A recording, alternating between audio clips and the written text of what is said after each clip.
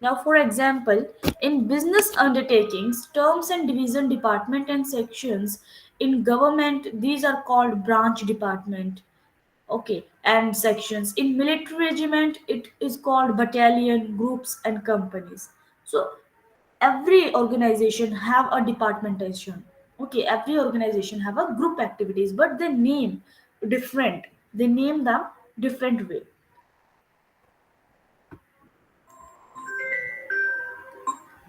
So, what are the needs for departmentation?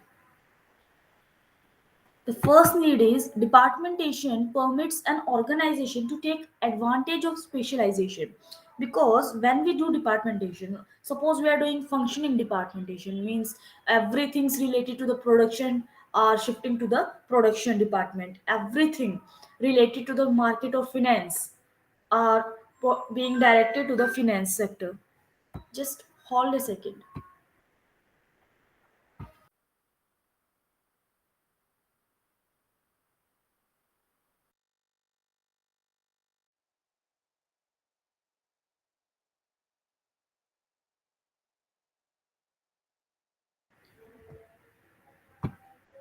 So everything, the person who is specialized in finance, we will put that person in finance department. The person who is good in sales, okay, we will put that person in marketing department. So it permits an organization to take advantage of specialization.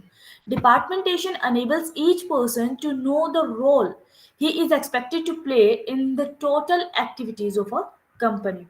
Departmentation facilitates communication, coordination, control, contribute to the organizational success. Means every person have to perform their part of activity. Okay, the person who's the a person who is good at the sales, that means he or she have to perform in the sales department and provide organizational success. Okay, by completing their task, their sales task. Okay, departmentation provides a platform around which the loyalties of organization members may be built. And the fifth need is it enables a manager to locate the source of information, skills, and competence to take certain vital managerial decision. Suppose we want to establish a new factory, a new production factory. Now, the manager would know whom to discuss about this topic, either the production department, the already production department in the organization, or to the finance department. So it provide you and it locates you whom you have to talk about one decision. Basis of departmentation. And the first form of departmentation is function, or you know it as a functional department, as a functional department. This is the most common form of grouping activities prevalent almost in every enterprise is the functional departmentation. The word functions refers to the principal activities of an enterprise. Means everything related to the production goes to the production department, everything related to the marketing goes to the marketing department. This type of functions or this type of base is suitable for the small enterprises. It is suitable for the small enterprises or the organization who are dealing only in one product. Okay, this type of function or the base of the departmentation is suitable for the small or the organization who are dealing only in one product, and it may be defined as a task involved in the performance of activities of an enterprise that can be clearly distinguished from any other task. In a manufacturing organization, the important functions are production, sales, finance, and personnel. If you are involved in a manufacturing organization, means a factory organization, then you have important functions are production, you need to produce the goods, you need to collect the finance, you need to manage the finance. Third one is the sales department, and the fourth one is the personnel department, the human resource department. Functional departmentation may also be carried out at lower levels of the organization. For examples, activities in the marketing department may be classified and grouped into marketing research, sales, and advertising. In another word, the process of functional departmentation may take place through successive levels in the hierarchy. The process can continue as long as there exists a sound base for further differentiation.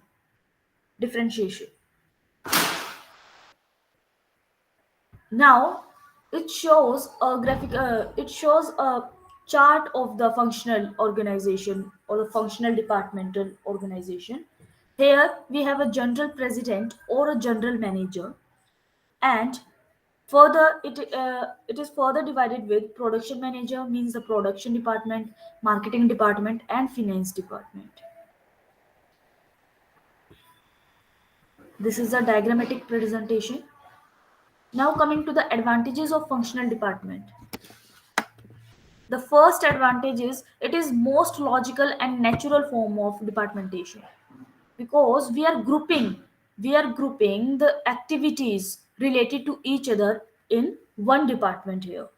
Okay, in production, like if we are in a textile industry, means if we are weaving the clothes, then weaving, washing the clothes, washing the clothes, and preparing or buttoning, every activity related to that weaving part, that tidiness, and the stitching part, everything will comes under the production department. So that's how it is most logical and natural form of departmentation. It brings about specialization, which ensures optimum utilization of manpower and other resources.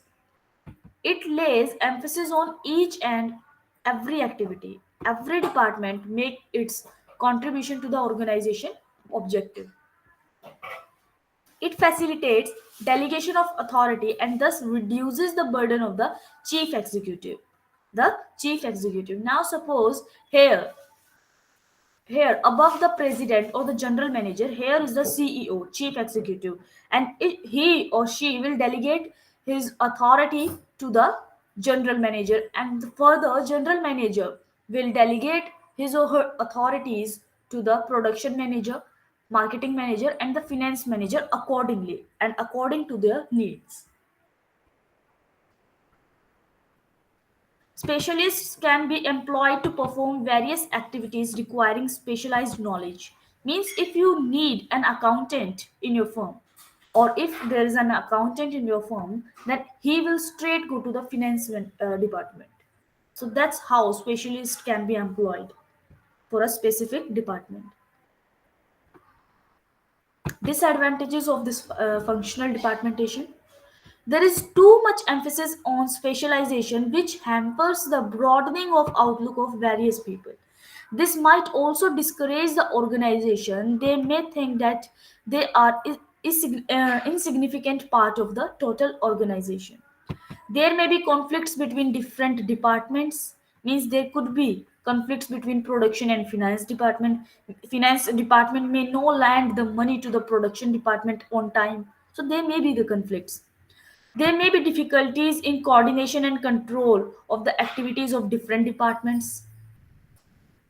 Function specialization may reduce cost through the higher efficiency, but such savings may not be sufficient to compensate for increased expense resulting through the departmentation.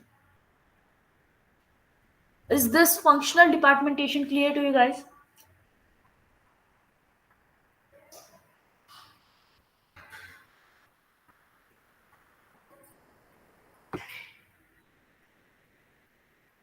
Is this clear till now? The functional departmentation? Yes, ma.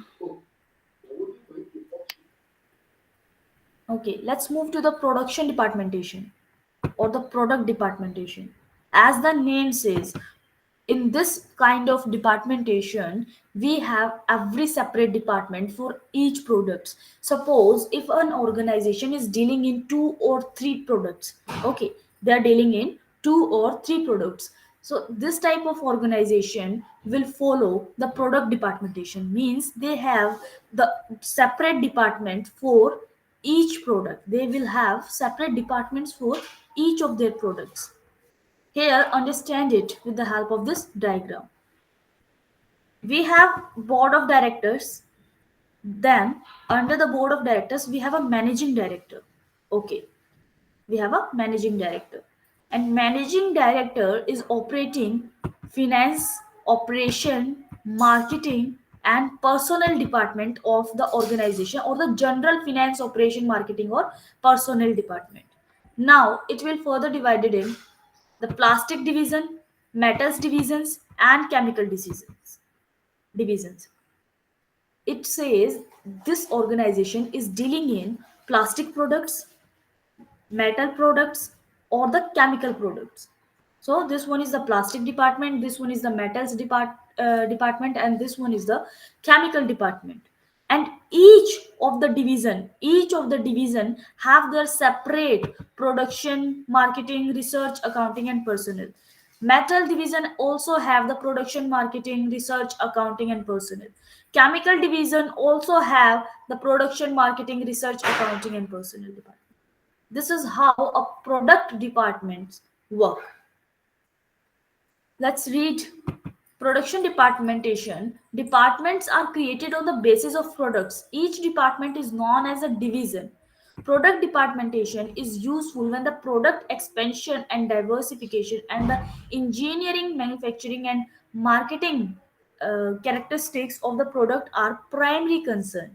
Under the product diversification, all activities related to a product line are grouped together under the direction of semi-autonomous divisional manager. Semi-autonomous divisional manager. The divisional manager has the authority to develop the product according to the nature of the demand in the market. Let's read some advantages and disadvantages of this product departmentation. Product departmentation reduces the coordination problem which are created under functional departmentation. There is an integration of activities relating to a particular line of product. It facilitates product expansion and diversification. Second one, it focuses attention on each product line. Means letting any products to go down. Means meanwhile it's scattering every product. Okay, it's taking care of every product, because every product department have their separate functions. So it focuses attention on each product line. It leads to specialization of physical facilities on the basis of products, which results in economy. It is easier to evaluate and compare the performance of various product divisions. We can just check the finance, or we can just check the accounts of plastic division and can compare those accounts with the chemical division or the chemical department. So it's easier to compare and evaluate their product finance or the accounts. It keeps problem of production isolated from those of others.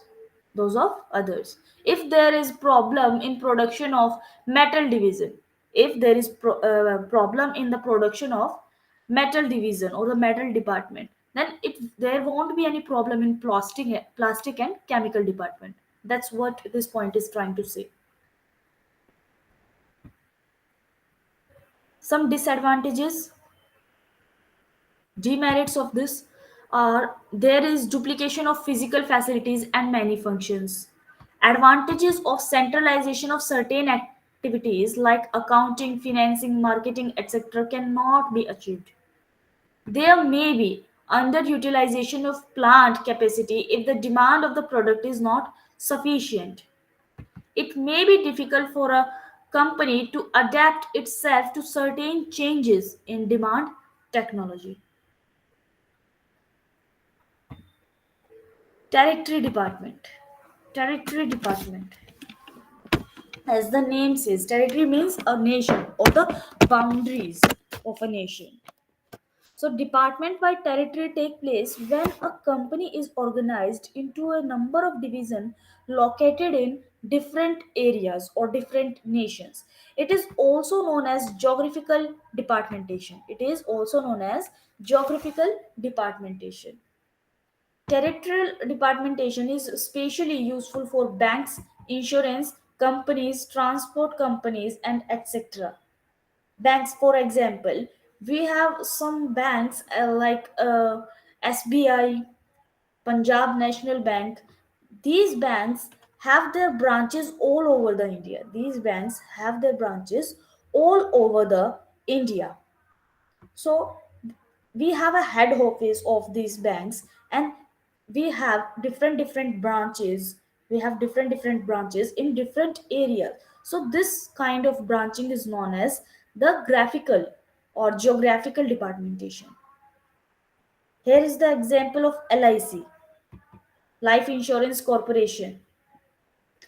Its head office is in Bombay. Its head office is in Bombay or Mumbai, and the different department or the branches of LIC is in New Delhi, Central Kanpur, Northern Delhi, Southern in South it is situated in Madras, and in Western area it is situated in Bombay. So that's how branches work, and each branch have different functions. Okay, different departments. So advantages of territorial department.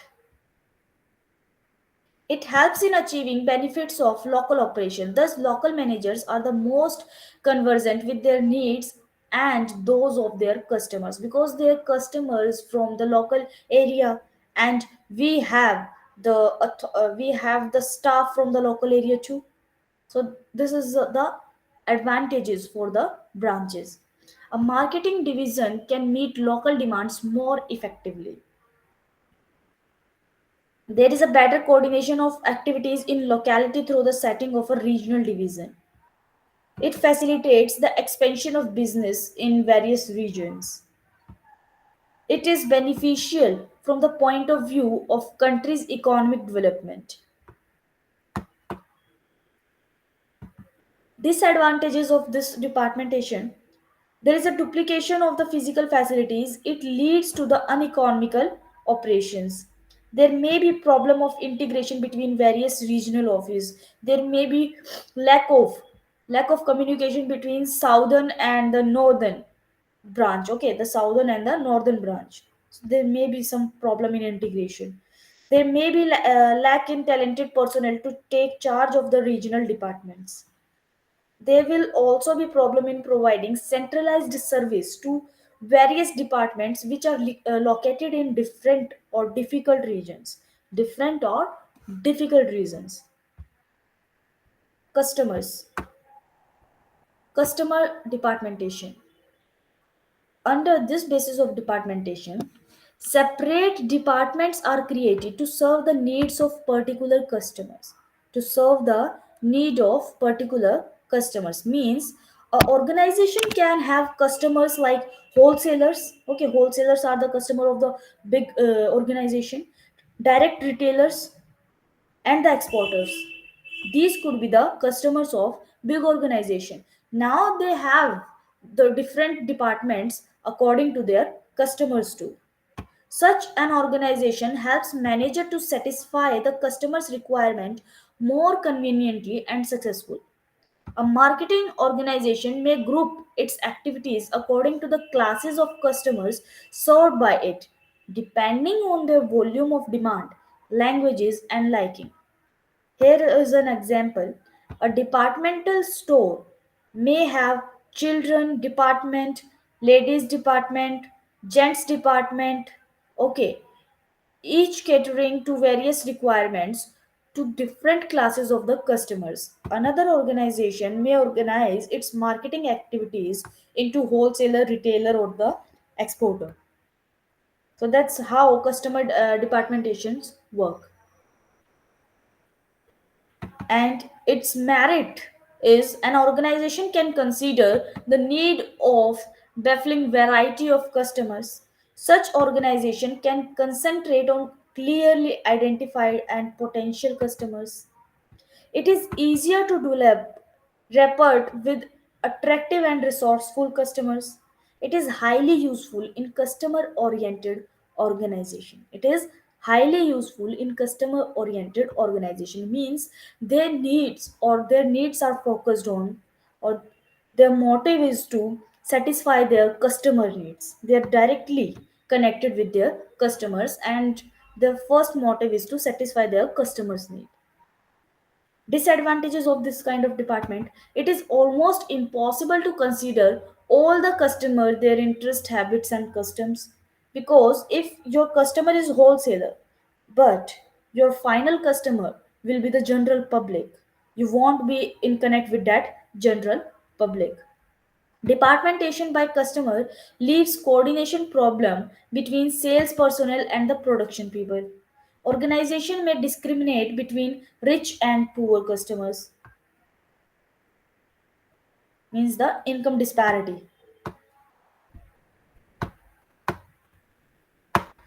The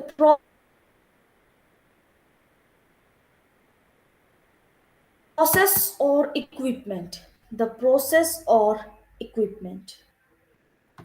This departmentation activities are grouped on the basis of various manufacturing process.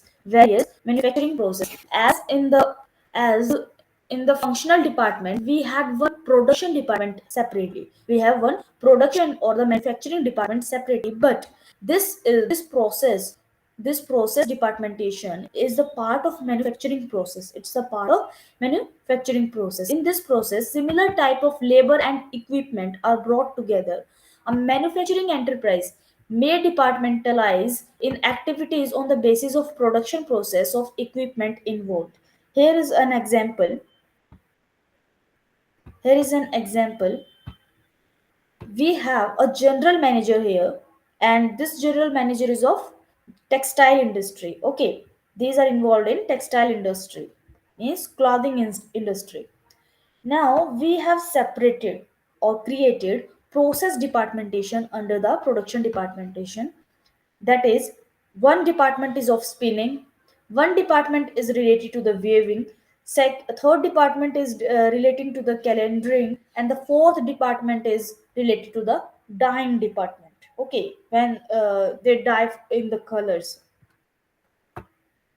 So advantages of the process of departmentation or process departmentation. This departmentation is very helpful when machines or equipment used require spatial operation skills. It enables organization to gain advantages of the specialization, optimum maintenance of equipment and resources. Suppose you have put it one person, you have put it one person in the production department. Now you need to see that person is good at spinning or at weaving or at dyeing the clothes or at calendaring. So it also gives you the specialization. It is better suited to manufacturing companies. It is better suited to the manufacturing companies. And some disadvantages of this department is departmentation by the process makes coordination of various functions and products difficult. If one part or the one department doesn't work, other department could not work any further. Okay. It results in conflict between different managers at different level. Spinning manager can have a conflict with the weaving manager, and it will delay the completion of the products. Okay, so these were the bases of departmentation. Are these bases clear to you? Are the topic still Yes, ma'am. clear to you? Okay. Choosing basis of the departmentation. Now, if you are opening an organization, how you will choose the basis of departmentation in your organization? Let's read it. Specialization specialization you need to get to this point, specialization, because specialization brings about internal economies in the business. Therefore it is important consideration while choosing a particular basis of departmentation. The management should group various activities into units in such a way which leads to specialization of work means you need to cater each and every activity you have to perform for your product, and you need to categorize it in their specialized form. Okay, you need to put finance or the accounts in the finance department only. Economy. This factor is of great relevance to the number of departments to be created. Creation of a new department increase various costs. means many departments means much cost. Many departments means much cost. This is because the new department requires additional personnel, space, and equipments. Therefore, the management should see that the departments created make the best possible use of these factors and maximum economy is achieved by creating the departments. Appreciation of key areas. All the important areas of business on which the success of business depends must be given proper weightage. Separate departments are created for important functions like production, financing, marketing, etc. Sometimes local conditions are very important. Therefore, the management should give necessary attention to the local conditioning at the time determine the basis of departmentation. Minimum conflict. We need to choose the base of department which have minimum conflicts. The jurisdiction of the department should be clearly laid down in order to avoid conflict among them. Coordination. The basic purpose of departmentation is the achievement of organizational goal.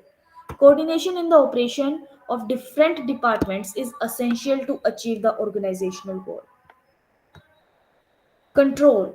Control is an important function of management by which it guides and checks the activities of different departments and personnel. The selected basis of departmentation should ensure effective control to achieve the organizational goal and more economically and efficiently. Human consideration. Departmentation should not only consider the technical aspect of the organization, but it should give attention to the human factor as well.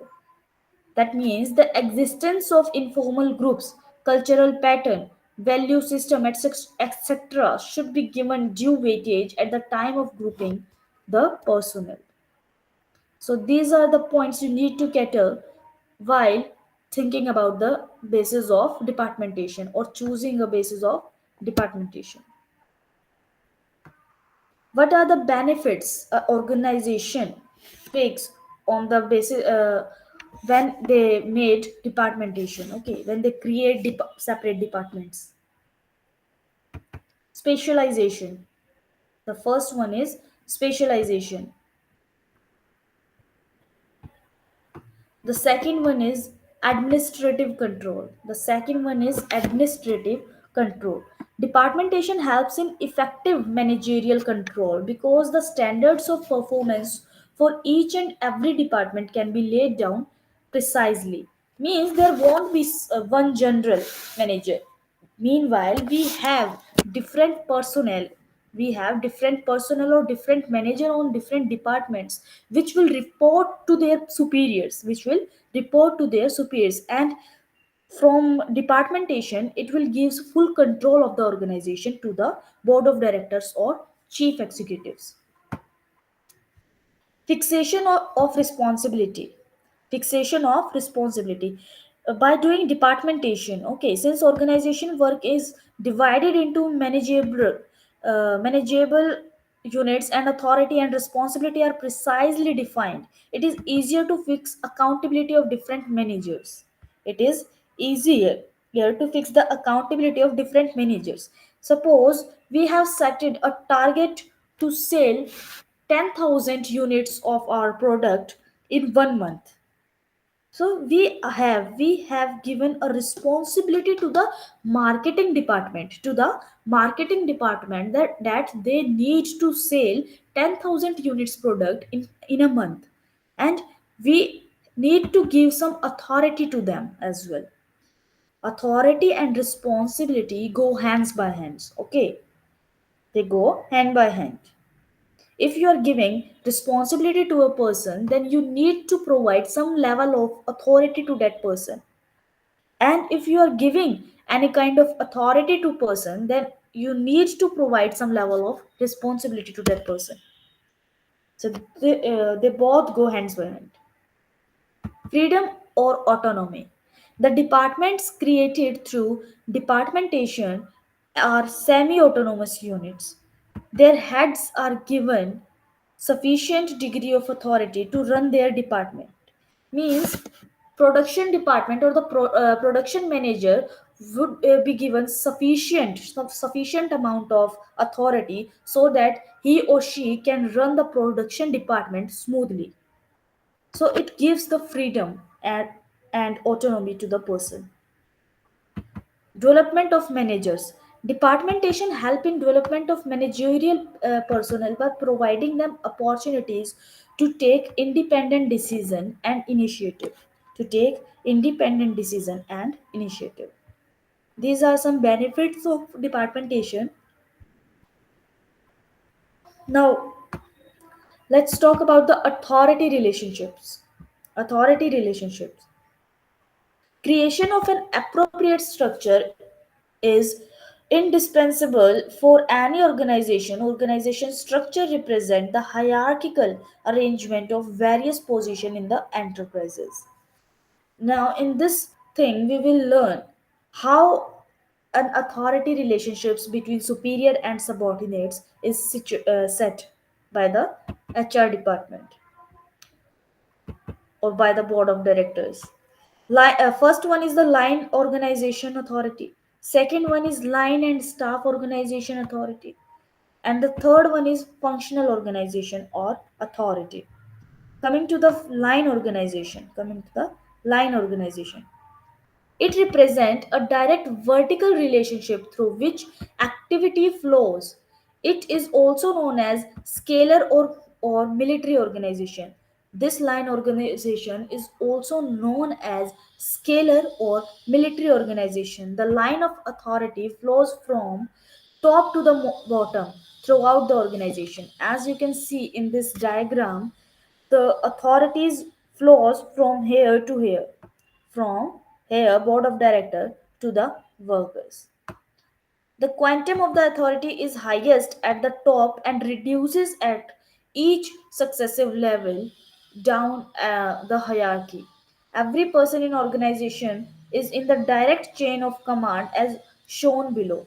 Here, board of director have the full power of full authority, out of which he delegates some of his authority to the managing director so he can manage or perform his duty smoothly or perform his task smoothly.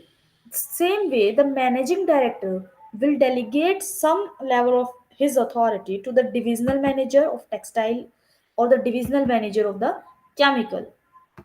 Now, the same way, divisional manager will delegate his authority or he will command to the assistant division manager marketing or to the assistant divisional manager of production department. The same way, they will order the work to the foreman and the foreman will order the work to the workers. So this is a line organization. This is a line organization. Here a chain of command is follow. Here a chain of command is follow. One person have one honor, means one person have one superior, one subordinate have one superior. This foreman have this assistant division manager superior. Now this assistant divisional manager of production have one superior, which is divisional manager textile. Now this divisional manager textile also have one superior, which is managing director, and so the manager director have this board of director as a superior. So they follow a chain of command. They follow a chain of command in line organization. The line of authority consists of uninterrupted series of authority steps from a hierarchical arrangement. A hierarchical arrangement. In this or in any kind of organization or the line, we have the most authority at the top level. Board of directors have the most of the authority, and managing director will have the authority less than the board of directors, so the divisional manager have the less authority than the managing director. That's how these things work. Merits and demerits of line organization. First goes with the merits. It is very simple to establish and can be easily understood by the employees. There is a clear cut identification of authority and responsibility relationship. They know whom to report, like this foreman knows whom to report directly to that person. It ensures better discipline in the enterprises because every individual knows to whom he is responsible. It facilitates prompt decision making because there is a definite authority at every level. An executive cannot shift his decision making to the others, nor can the blame be shifted. It facilitates unity of command and thus conforms to the scalar principle of organization.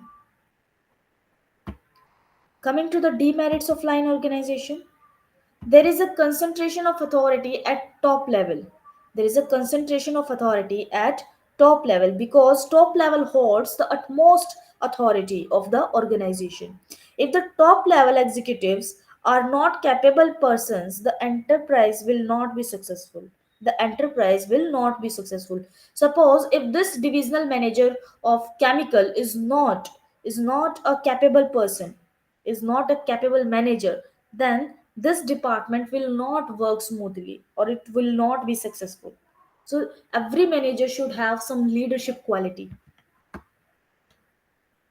With growth, the line organization make the top executive overloaded with work. There is practically no communication from bottom upward because of concentration of authority at higher levels. If the superior take wrong decision, it would be carried out without anybody having the courage to point out its deficiencies. The second one is the line and staff organization. Line and staff organization. In line and staff organization, line authorities move down in the same manner as the line organization. See, it also have some line organization like managing director. Managing director is further divided in production manager, marketing manager, finance manager, and they have for the departments to take care of. They have for the persons to take care of. This is the line authority or the line organization, but we have some staff in there. This, as you can see, this horizontal line we have created here is the staff, because these are some special person, these are some special person who took care of the organization in the difficult time period or in the smooth running of the organization. These horizontal line you see here is the staff organization, like chief quality control, production engineer. Here this is chief marketing researcher, chief budget control, the secretary, public relation officer. They do not have any relation, with the specified functional function or the specified department, but they have some specialization and performing in our organization. That's why it is called line and staff organization. uh, to here from here, those specialists stand ready to advise and assist linemen as and when required, which enables the line officials to carry out their activities better. The staff officer do not have any power of command in the organization, as they are employed only to provide advice to the line officers. They do not have power of command. The secretary here do not have power of command because they are hired. They are hired only because so that they can give advice to the officers. They can give advice to the officers. That's why we have hired them.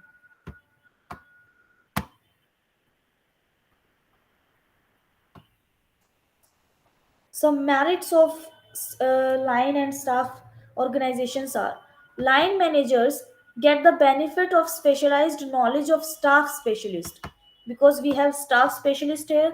Just as you can see, the production department, in the production department we have production manager, and production manager need to take care of assistant production manager and assistant production manager of different department maybe. Okay, now in between we have some staff, and they will advise to the production manager.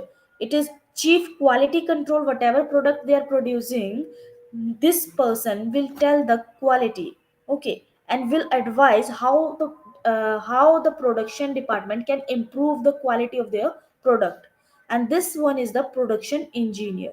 It will also help, this person will also help in the production department. Staff specialists relieve the line managers from the botheration of the concentration on the specialized function like budgeting, selection, and training and public relations. Staff specialists help the line executive in taking better decision by providing them with adequate information of the right type at the right moment. Line and staff organization is more flexible as compared to the line organization. General staff can be employed to the help line managers at various levels. Now coming to the demerits, staff officers encourage upon the line authority. They interfere in the work of line managers. These staff officers will interfere in the work of line managers.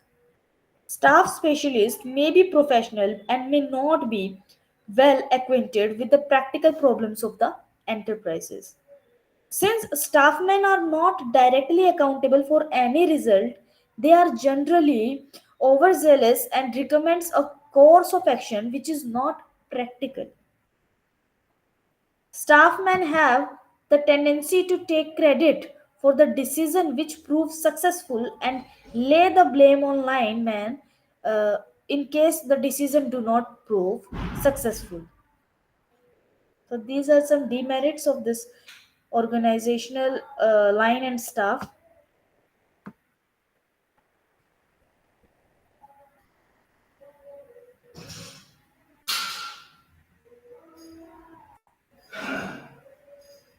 Yes, let's talk about the difference between line organization and line and staff organization. The first difference is line and staff organization is broader than the line organization. Line organization, in line and staff organization, we carry line organization. We carry line organization, but along with some staff organization. Means all the benefits we face in line organization will be here too. But along with that, we have staff organization or staff persons here. Let's read. Line refers to those positions which have the responsibility of achieving the primary objective of the organization. Staff refers to those positions which have the responsibility of providing advice and service to the line in attainment of organizational objectives. They're not working directly to attain the organizational objectives, they are just helping them, they are just advising them. There are no expert to assist and advise the line officials. There are experts known as staff assist and advise the line officials. There is no scope of friction between line and staff. There is always a risk of friction between line and staff people over their respective roles. It is not based upon planned specialization. It is based upon planned specialization. Coming to the functional organization, functional authority occupies a midway position between line and staff authority. It means putting the specialist in top position throughout the enterprise.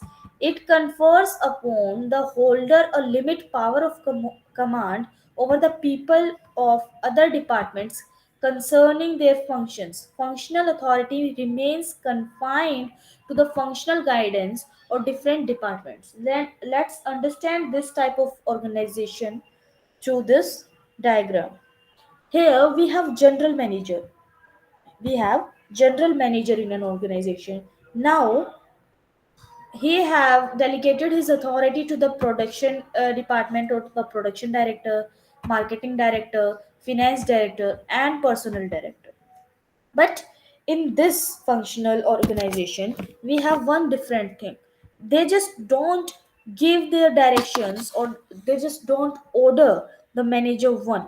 Even they will talk to other managers or other different departmental managers, because production department or the production director will give orders to the manager number 1, manager number 2, and manager number 3, as you can see in this figure.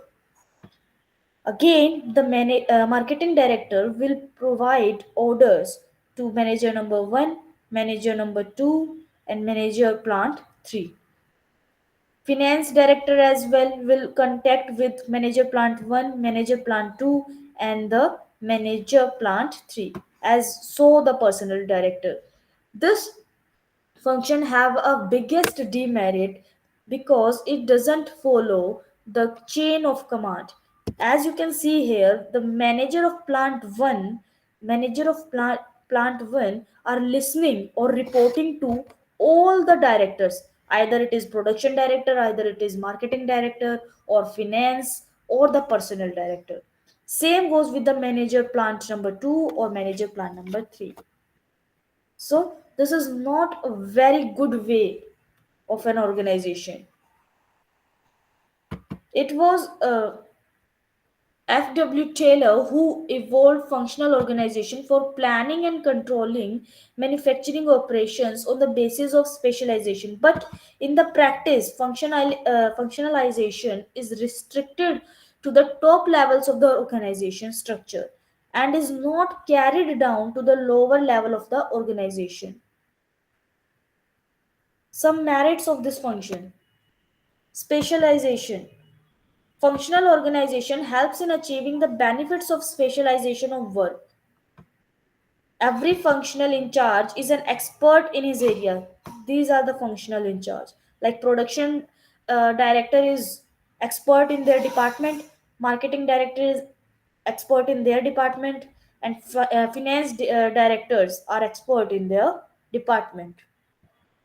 Executive development. A functional manager is required to have expertise in one function only. This makes it easy to develop executive.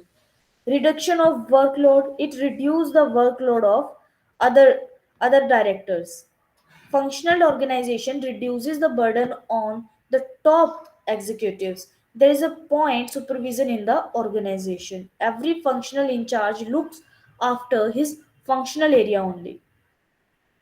Scope for expansion.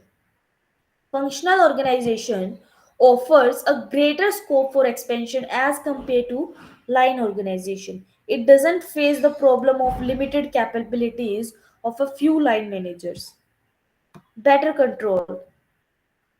The expert knowledge of financial manager also facilitates better control and supervision in the organization. Some demerits of this organization, functional organization: double command. Double command, how? Because this manager of plant second is getting orders or getting commands from each and every director, as you can see. If two directors like production director and finance director, or the marketing director or the personal director, command this manager at a same time, at one time, at a same time, then whom he will respond. So there is a double command. Complexity. This thing makes this department or the organization complex. The operation of functional organization is too complicated to be easily understood by the workers. Workers are supervised by a number of bosses. This creates confusion in the organization. Problem of succession. Functional organization develops specialist rather than generalist. This may create problem in succession of top executive position. Limited perspective. Delay in decision making.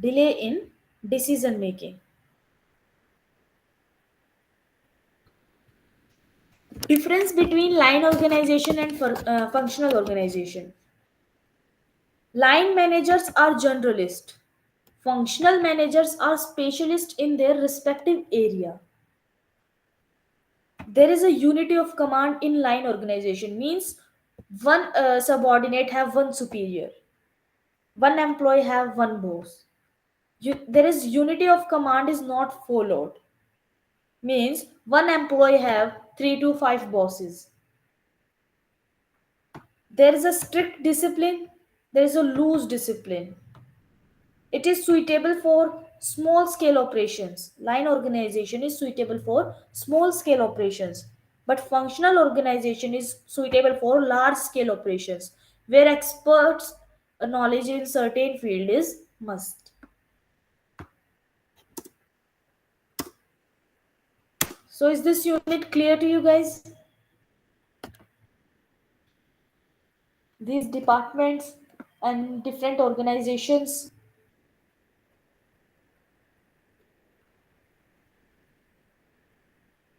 is it clear? Yes, ma. Yes, it's clear. Okay. Okay, let's move to this unit number 12, which is delegation of authority and decentralization.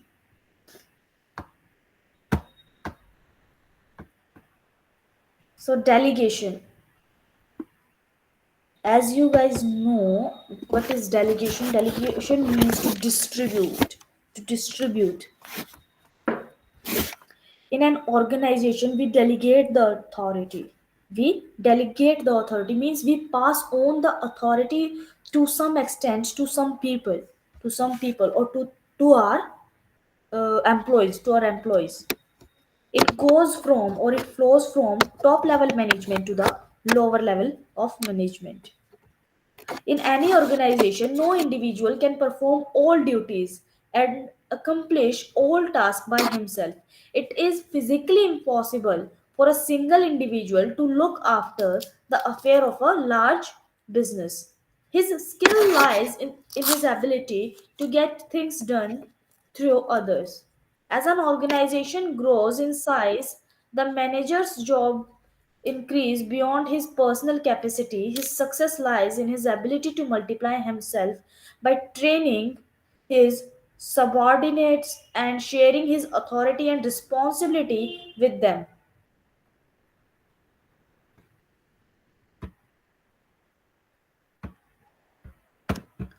So, delegate means to grant or confirm. Hence, the manager who delegates grants or confers authority on other subordinates to accomplish certain duties in the form of work.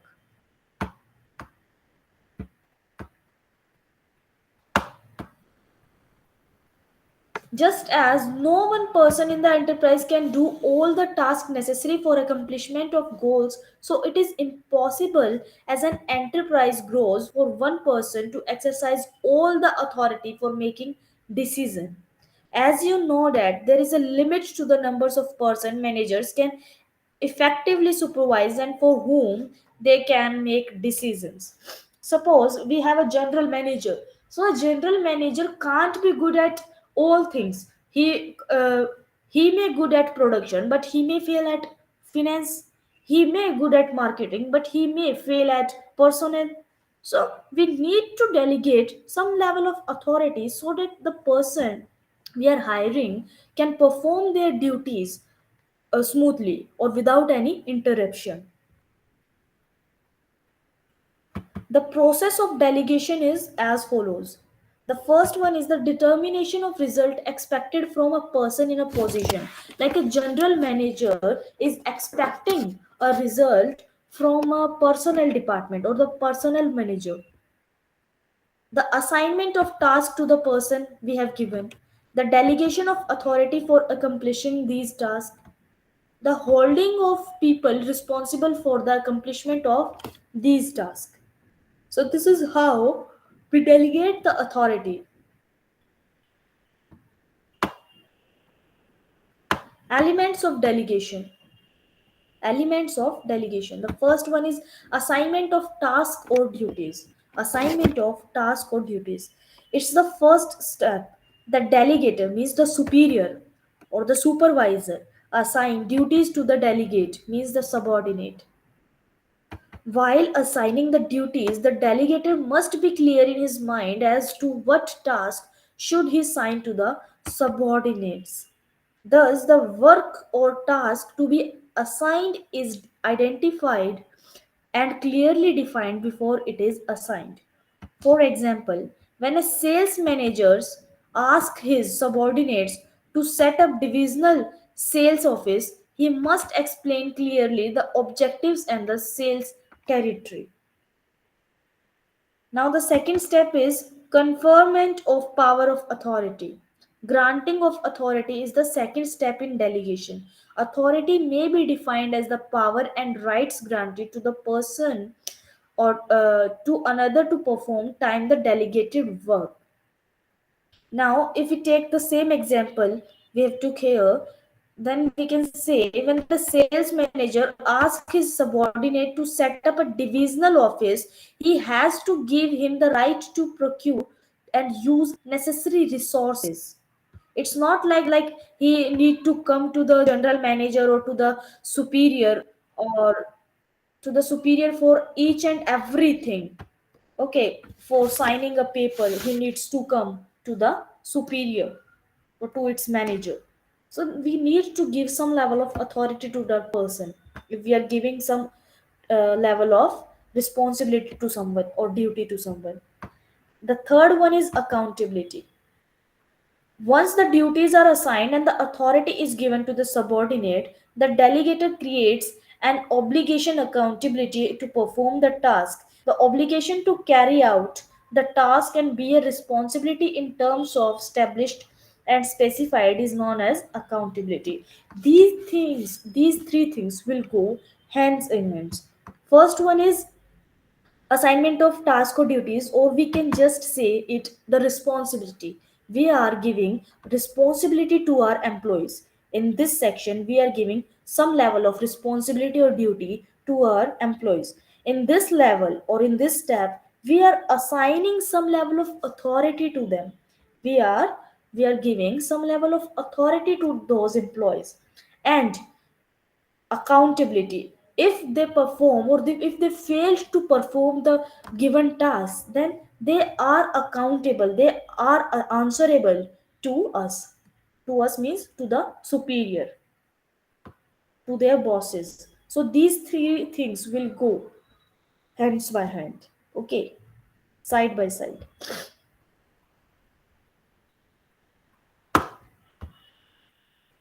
Principles of delegation.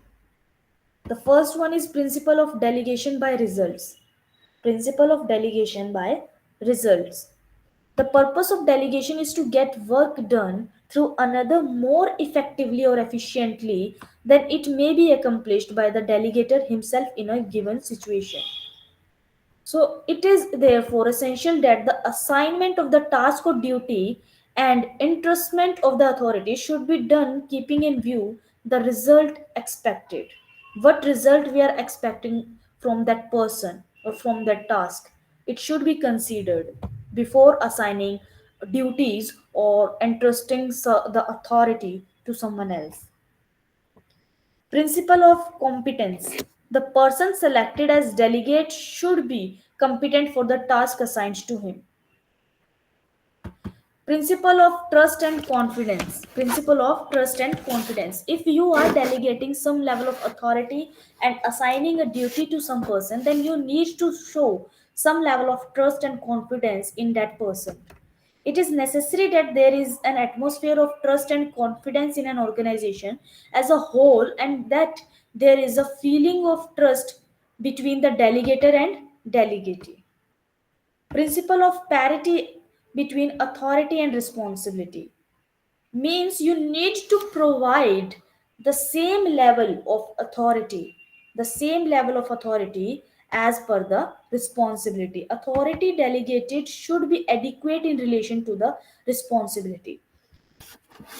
Understand it like this: we have A as an authority and R as an responsibility. If you provide responsibility to a person more than the authority, means you are giving a task, a huge task to a person, and you are giving very less of authority to that person, then it is high chance, then there will be high chance that task won't be accomplished, because you are not giving adequate adequate authority to that person to perform the task smoothly.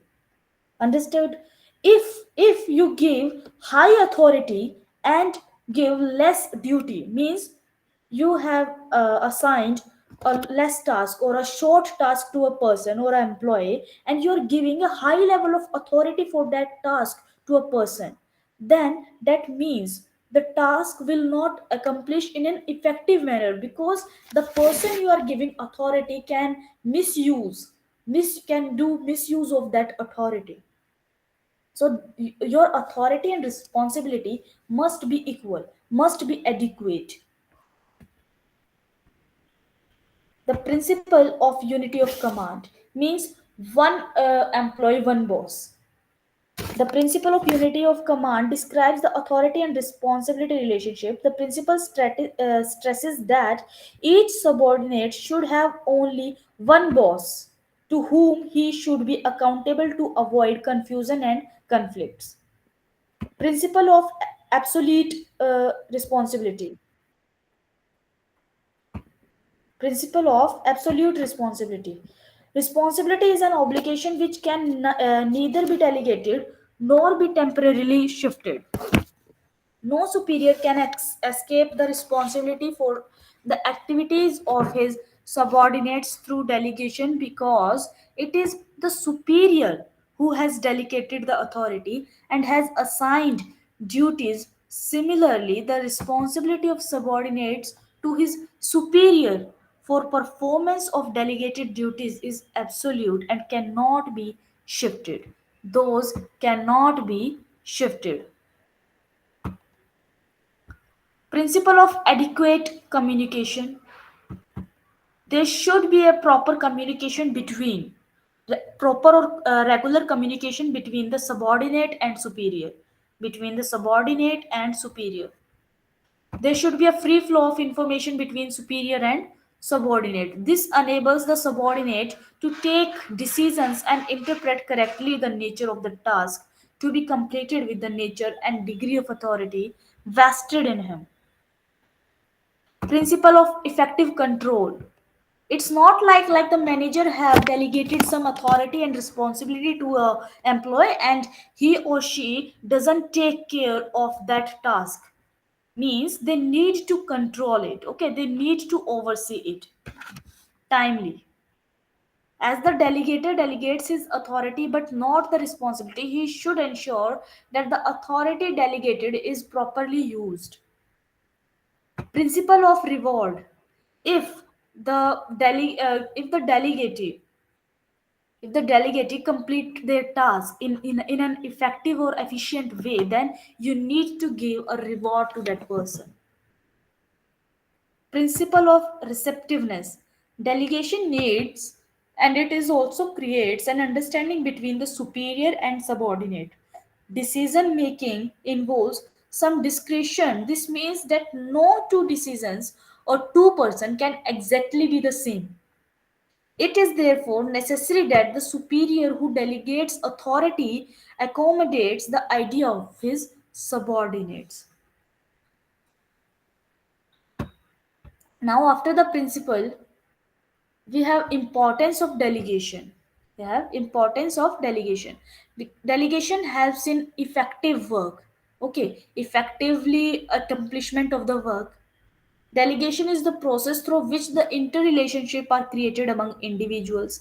Delegation is the process which will create future manager, because when we provide responsibility or when we delegate or assign some responsibility or duties to some person, then it will boost their confidence. If they perform well, it will boost their confidence, and in future they could be the managers or the superior. Delegation is necessary because it is physically impossible for a single man to look after the affairs of a large organization. The success of a manager lies in his ability to multiply himself through the other people. An organization is a continuity. Managers may go and come, but the organization continues. Delegation provides continuity of the operation in the organization. The process of delegation helps managerial development in an organization. So this is the importance of delegation. Barriers to effective delegation. Barriers to effective delegation. The problem of delegation is essentially one of human leadership. Delegation is not only a technique of management, it is a part of the attitude of business itself. Okay, sometimes managers reluctant to delegate means they don't want to delegate their authority. Sometimes manager do not want to give their authority to someone. And is that so? We have some reasons why managers do not want to give the authority to the subordinates. The first one is lack of confidence in the capability of subordinate. Lack of the manager could have lack of confidence in the capability of the subordinate. The second reason could be lack of confidence in the subordinate's sense of responsibility. The manager's lack of confidence in the sense of responsibility of subordinate may also stand in the way of delegation of authority to others. Fear of loss of power. This is the most important factor when managers do not want to delegate their authority. They fear they will lose power to that person or to that employee, and they will overpower them. Managers who feel insecure and fear that if the subordinates perform well, they may lose their powers are usually reluctant to delegate. Lack of self confidence. Some managers may lack self confidences or may be too conscious about their own incompetence and therefore reluctant to delegate authority. This is true in organization where professional management is lacking. And sometimes subordinates avoid delegations means sometimes subordinate avoids the responsibility. And why what are the reasons to avoid the delegation or the responsibility? The first one is reluctance to bear responsibility. The researchers have shown that many subordinates prefer controlled existence with minimum responsibility. Such employees are unwillingly to accept responsibility, which goes with the delegation of authority. Means they do not want to stand for themselves. Okay. Fear of criticism. They think if they lose in their task, then other people or other employees, their colleagues will criticize them. Another factor which prompts subordinates to avoid responsibility is the fear of criticism for inefficiency or mistakes. Fear of inadequacy of resources. Many subordinates hesitate to accept the responsibility for fear of inadequacy of necessary resource for completion of the task and uncooperative attitude of delegator.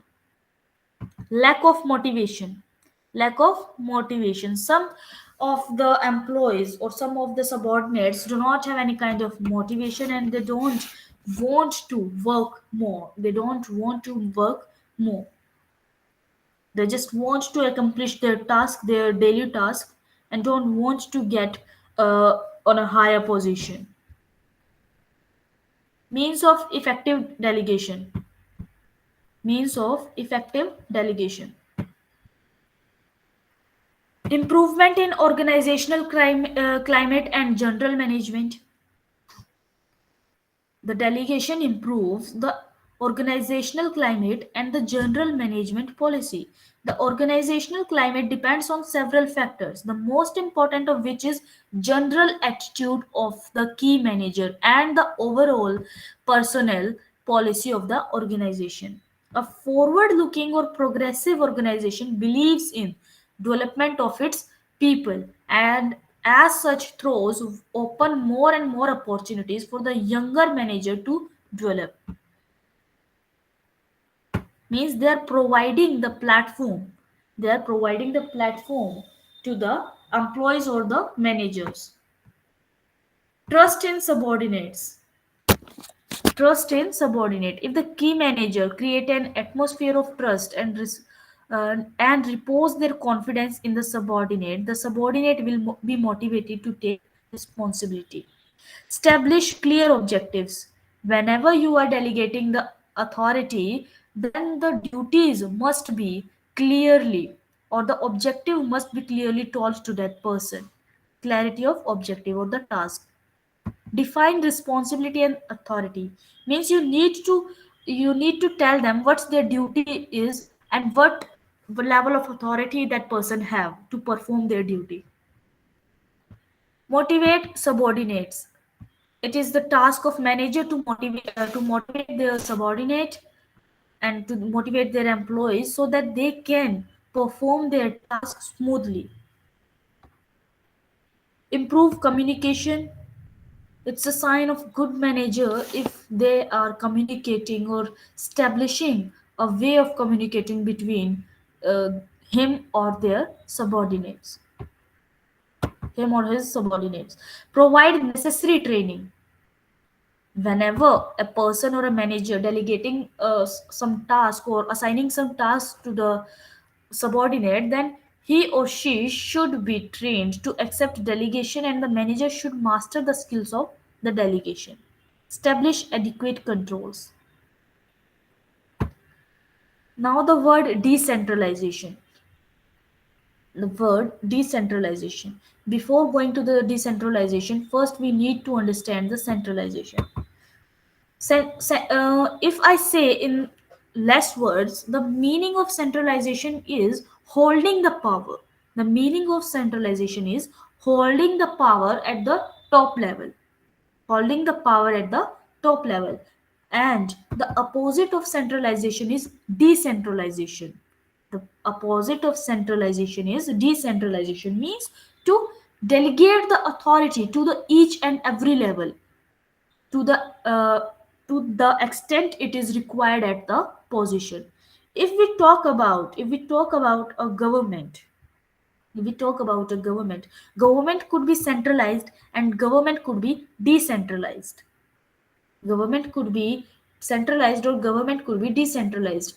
In democracy government or in democracy region, the government is decentralized. Generally the government are decentralized, means they have the power in the center, in the central government, but they have delegated or decentralized some extent of power, some power to the different states manager, okay, the states CMs, chief ministers of some states. So that's how decentralization work. But if an organization or a government holds all the duties, power and authority to their self, then it will considered as centralization. In this chart you can see this point is stated as complete centralization. This point is stated as complete centralization, and this point is stated as complete decentralization, means authority means the top level have no level of authority, and here the top level have all level of authority. They are not assigning it to the others, and they have no authority because they have assigned it to the lower level. Now, what is the difference between delegation of authority and decentralization? Delegation of authority and decentralization. Delegation is a process of systematic transfer of authority. Delegation is a process of systematic transfer of authority, while decentralization is the end result of the planned delegation. What means whatever the authority you have delegated, the end result of that process is known as decentralization. After delegating all the authority, when you see your department, this thing will be known as decentralization. Delegation refers to the transfer of authority from individual to other. Decentralization refers to a systematic delegation of authority to all units in an organization wide context. Delegation can take place from one person to another and be complete process. But decentralization is complete only when the fullest possible delegation is made to all or to most of the people. Means from the top level of management to the lower level of management, you need to delegate the authority. That means decentralization. That means decentralization. Delegation is necessary for effective management because no individual manager can afford to look after everything, but decentralization is optional, necessitated by growth of organization. In delegation, operational control is exercised by the delegates, but in decentralization, overall control is done by the top management. It is done by the top management because top manager is delegating the authority to each level of the organization. Here, the top level is setting the delegation of authority to each level of the organization. But in delegation, if a production manager wants to delegate his authority to some person, to his subordinates, then he or she can delegate his authority. It's remain between the department only. But if the board of director are delegating the authority or assigning the duties to each and every level of organization, then it will be considered as decentralization. I hope you understand this difference between delegation and decentralization. Yes, ma'am. Merits and limitation of decentralization. The merits are it facilitates growing and complex organization. It reduces the burden of executives because we have assigned the duties and authorities to subordinates. It facilitates diversification, quick decision making. It facilitates quick decision making. And the limitations are it leads to disintegration. It leads to disintegration because there could be conflict between some managers and subordinate, so it leads to disintegration. It doesn't suit specialized service. Doesn't suit specialized service. For specialized service like accounting personnel, research and development, etc., decentralization is unwarranted.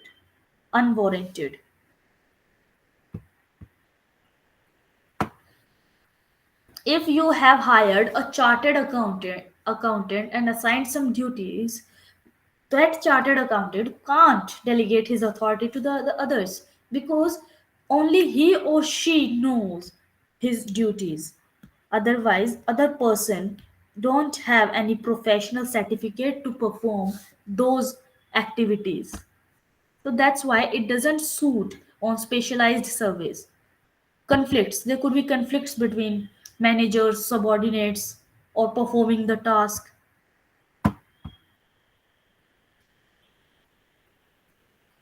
Factors determining the degree of decentralization. How you will determine in future that what level of degree or what level of decentralization you need to do in your organization. First one is the size of operation or size of organization. The second is cost and risk of decision making. As the organization grows in size, the decision involving heavy cost also multiply. With decentralization of authority, the high cost and high risk decision may be taken at the top level, but routine decision can be taken at the lower levels. Top management philosophy. You need to cater the top management philosophy. The attitude of top executive and their philosophy have an important influence on the extent to which authority is decentralized. If the top level authority or the chief or board of directors are of today's generation, then they would like to decentralize their authority. But if on the board, if in the board of director there is a mindset that they do not want to delegate their authority, then it is not possible for the organization to run in smooth way. So their philosophy, their mindset is required or is the key. It is the availability of managerial resources, environmental influences. These are the things, and with this point, our unit has been completed. Now, moving to the next unit, and this is the last unit of this block, which is control. And control is the last function of management, too. The first function of management is planning, and it will be followed by organization. Organization is followed by staffing. Staffing is followed by directing, and the last function is controlling. The last function is controlling. Please turn off your mic. Whose mic is on?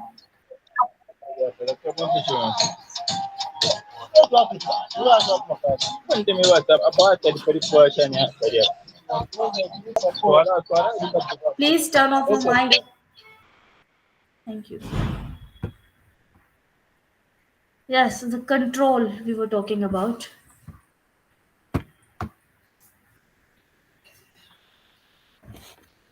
In the preceding unit, you have learned in detail the planning of management, and controlling is another very important function of the management. Management starts with the planning and ends with the controlling. Planning is nothing without controlling, and controlling is nothing without planning. So first, we will see the definition of control. Control may be defined as the process of analyzing whether the actions are being taken as planned and taking corrective measure to make them conform to the plan of action. Whatever plan we have made, whatever plan or goal we have setted, and activities we have performed to achieve that goal, is is that goal have been achieved, or we are moving toward the right direction to achieve that goal. It is seeing in this control or in this type of function. Control is the essence of good management. It is concerned with the ascertaining that planning, organizing, and directing functions result in attainment of organizational objective. In fact, control precipitates bad decision and their consequences and restore effectiveness and efficiency. If we have not accomplished, or if we not accomplished our task or the goal, then decisions decisions or where we have lagged, it will be seen in this type or in this function of the management. Okay, control consists in verifying whether everything occurs in the conformity with the plan adopted, instruction issued, and the principle established. The characteristics of the control. Characteristics of the control. Control is a pervasive function. Control is a pervasive function. How it is pervasive? It is done at all levels. It is done at all levels. It is a base nature, extent, and its base nature is extent, and it is considered at different level. Control is essential at all levels of organization. It is follow-up action to other management function. Every manager performs the control function irrespective of his rank and nature of job.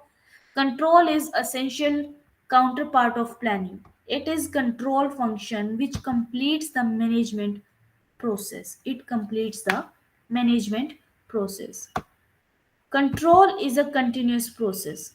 After the planning, controlling starts. Okay, a manager needs to control or see the activities are performing to achieve that goal, that particular goal.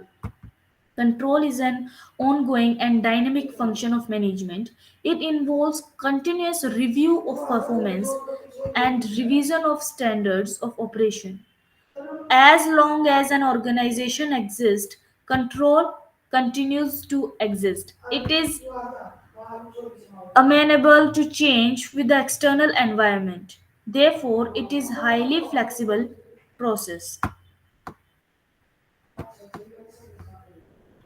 Planning is the basis of control. Planning is the basis of control.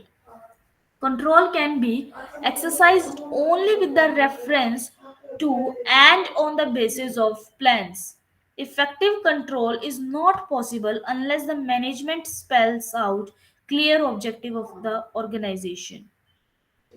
In fact, measurement of performance requires certain standards which are laid down under planning. Planning sets the course. This is the important point. Planning sets the course and controls ensures the actual action confirms the planned action. Action is the essence of control. Actions is the essence of control. Control is an action oriented process. In this, manager review everything, every task you perform in an organization, and they will see how you gonna achieve that goal you have set it in planning. Control is a forward looking process. Control aims at future, although the past experience is the criteria for future standards. Control is concerned with checking the current performances and providing guidelines for the future. Delegation is the key to control. Not a single manager can control all over the organization, but the managers or the subordinates, the general manager, and after the general manager, the departmental manager, and after the departmental manager, the assistant managers will control their task or their subordinates.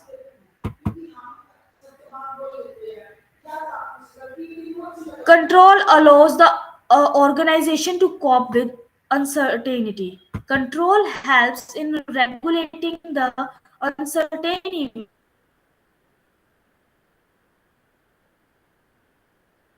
event of organization. It anticipates any shift in task and preference of consumer and directs the organization to modify its process in order to meet the contingency of the future. Importance of control. The first one is adjustment in operation. The adjustment in operation. A control system acts as a device for adjustment of organizational operation. There are various objectives which serves as the basis of control. It is through the control function that these objectives are achieved.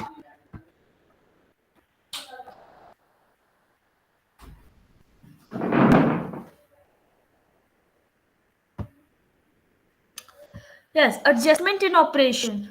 Control provides the means of determining whether plans are being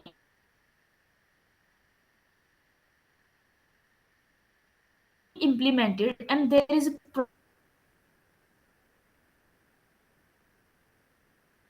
progress towards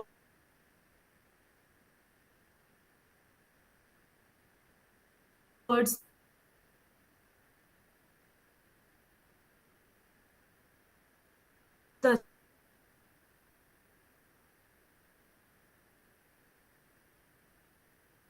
achievement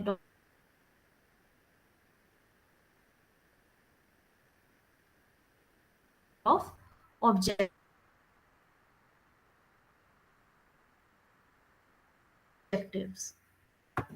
Managerial responsibility. Control is the responsibility of manager. He needs to ascertain that everything goes according to the plan and it will benefit the plan only. Okay, it will benefit the goal only.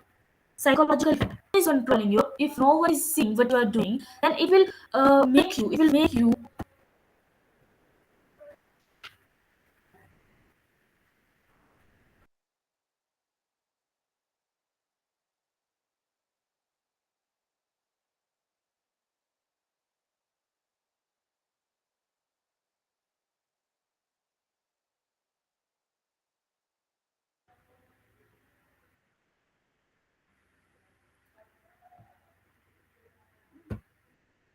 Sorry, I lost the connection. Am I audible now?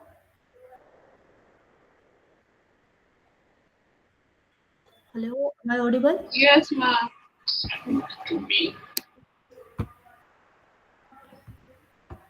Let me reshare the subject material.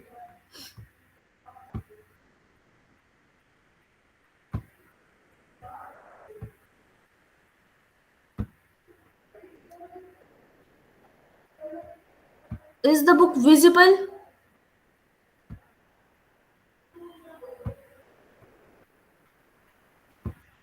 Yeah, it is visible, ma. Okay. So, we were discussing the psychological effect. The process of control induces individual towards better performance. If no one is controlling or no one is seeing you, then it will make an employee careless. Okay, they won't do the work effectively and efficiently. So that's how it works. If they know, or if we know that our boss is seeing us, then we need to perform accordingly, or we need to perform effectively in an organization. That's how psychological effect of control works on the person. Coordination in action. Coordination in action. Through coordination in the is the essence of management and is achieved through the proper performance of all managerial function.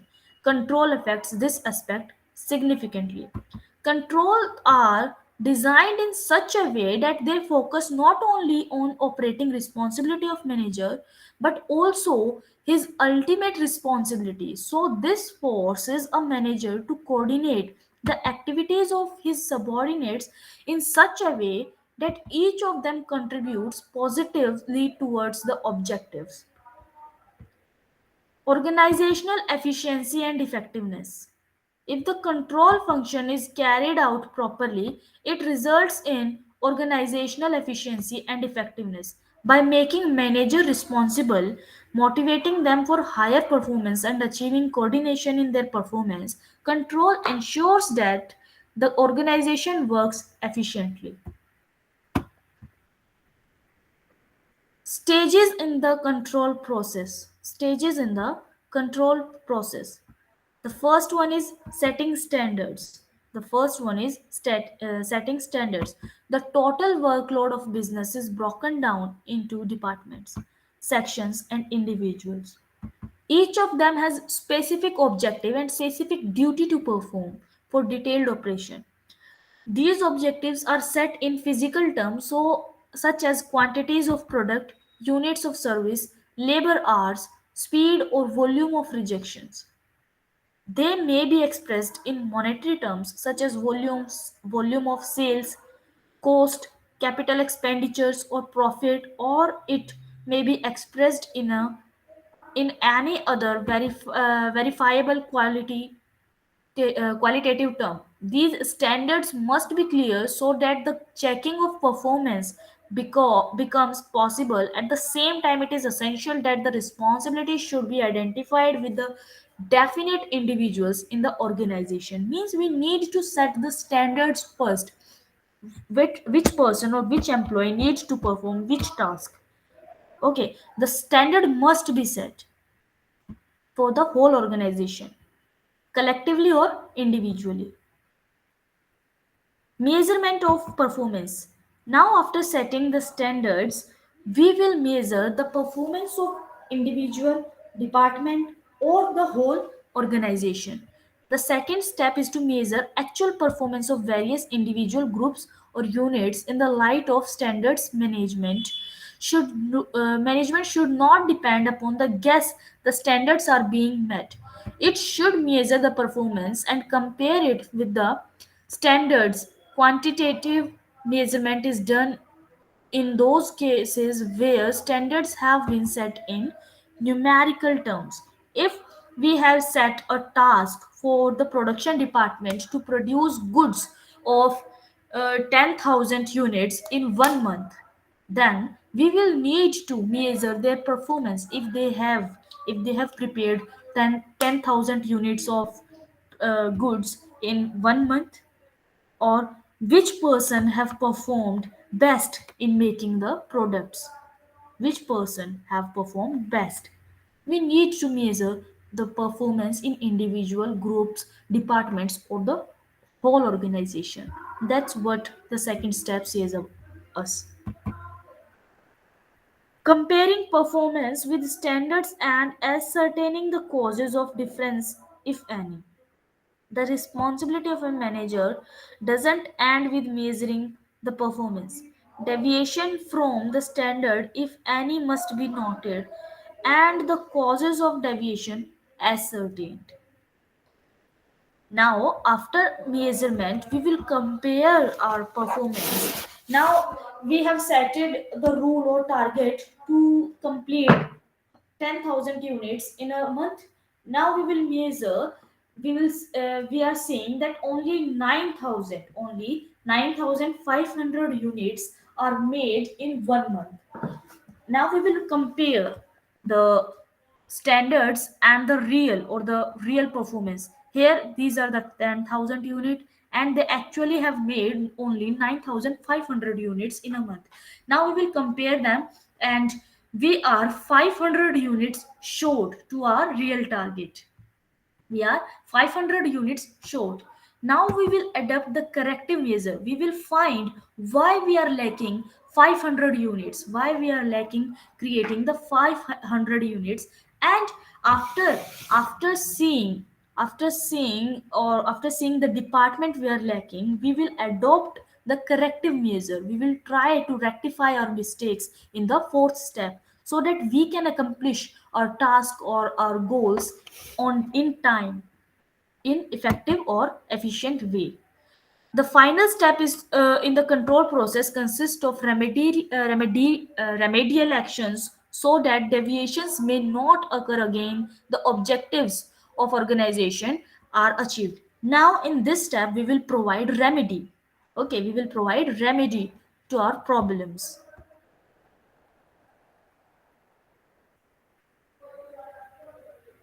Here is the diagram. You can see first one is we establish the standards.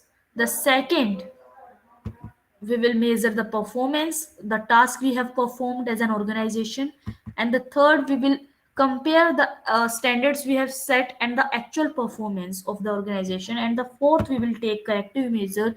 Then after taking corrective measure, we will set new standard, or we will set new task for new month, for new session.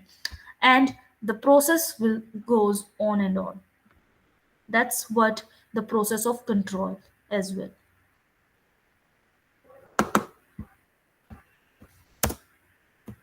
After the process, we will read about the requisites of effective control. The definition of objective. Before planning a control system, it is essential to clearly define the objectives of organization. And whenever you are setting the objectives, those objectives should be realistic, means achievable. It should not that you are uh, setting some targets which an organization cannot achieve. Okay. Efficiency of control technique are said to be efficient when they detect deviations from plans and make possible corrective actions at an early stage with minimum of unsought consequences. Responsibility of control. The primary responsibility for the exercise of control should rest with the manager charged with the implementation of plans. Then you need to do direct control. Any control system should be designed to maintain direct contact between the controller and the control. Organizational suitability. Control should be tailored to fit the organization. The flow of information concerning current performance should correspond with organizational structure. If the superior is to control overall operations, he or she must find a pattern that will provide control for individual parts. That will provide control for individual parts. Flexibility. The controller should be flexible too. Self control. Units may be planned to control themselves. If a department can have its own goal and control system, much of the detailed control can be handled with the department. Strategic point control. Effective and efficient control can be achieved if critical key or limiting points can be identified and close attention can be directed to adjustment at those points. This is known as control by exceptions. Control by exceptions. It is called control by exception because according to this principle, only significant deviation from standard, whether positive or negative, required managements. Means if your organization is running smoothly, if you are seeing or controlling, or while managing you are seeing no changes in an organization, or no any specific activity which needs a special attention, then you do not have to pay much attention to the organization. But if you are saying any slight change in an organization, if you are seeing some specific thing which requires your attention, then you need to provide your attention or control that situation. That means strategic point control. You need to take care of only positive and negative thing. Corrective action.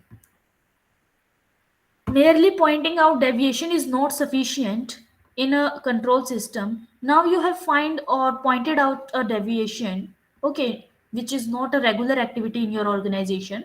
Now you have to take care some corrective actions to rectify that problem. Forward looking control. After taking corrective measure, you need to look forward and you need to keep controlling all the departments. Human control. A good system of control should be worker centered rather than the work centered.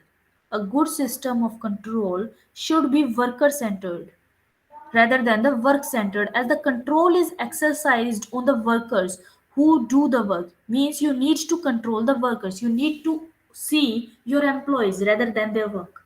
If you are seeing good your employees, then their work will automatically get better. Economical. The system of control must be worth its cost. The control must justify the expense involved. A control system is justifiable if the saving anticipated from it exceeds the expected cost in its working. Objective standard. As far as possible, standards should be objective, and this is based on factual information. If they are subjective, or a manager or subordinate personality may influence judgment of performance inaccurately, effective control requires objective, accurate, and suitable standards. Your objective should have a suitable standards. What are the limitations of control? No control over external factors. We cannot control the external factors of organization, that just like we cannot control the government, we cannot control the weather, cannot control the natural calamities. Want of satisfactory standards. We always want the satisfactory standards, but there are many areas and activities with intangible nature of performance which do not permit accurate measurement. Measurement of imperfection. Some work could be good, some work could be good for a manager, and that same work could be bad for another manager. So intangible performance present difficulties in setting up standards. Limitations of corrective actions. There are many situations in an organization which can't be controlled. Okay, you cannot control the whole organization in with one decision. We have limited solutions, we have limited corrective actions, correcting measures. Adverse reaction against control. Adverse reactions against control. And the sixth limitation is practical implements or two applications. Control involves analysis of deviation to find out their cause, but it faces great obstacle in such analytical work. First of all, it involves considerable expenditure. Secondly, it requires skilled and experienced staff to cope up with the situation. So these are some limitations.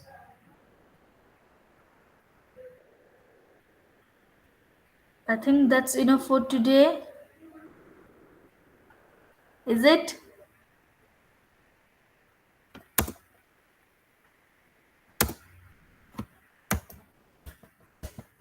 We will, yes, we will leave the class here today only, okay? We will do the area of Okay. controls from the next class. So Okay. before going, just let me take the attendance first. Turn on your cameras.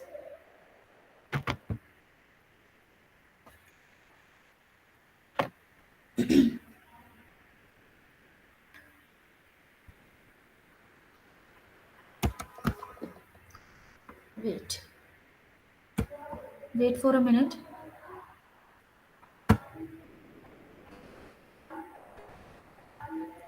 Okay, it's done. You can turn off it now. Okay. And if you have any query related to any point, you can ask me. Otherwise, we will end this session today.